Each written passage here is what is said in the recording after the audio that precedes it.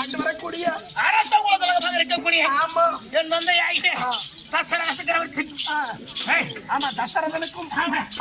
தாயாக இருக்கக்கூடிய சுமதலைக்கு பிறந்த என் பெயரோ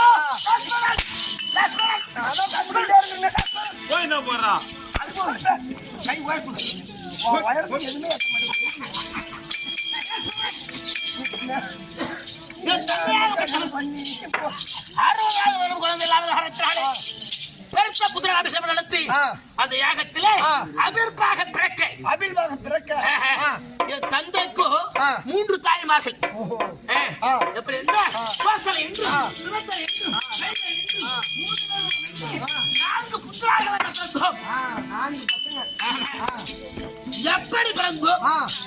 அபிர்பாக எப்படி கிடைத்தது யாரால் கிடைத்தது தெரியுமா தெரியல அததான உங்ககிட்ட கேட்டேன்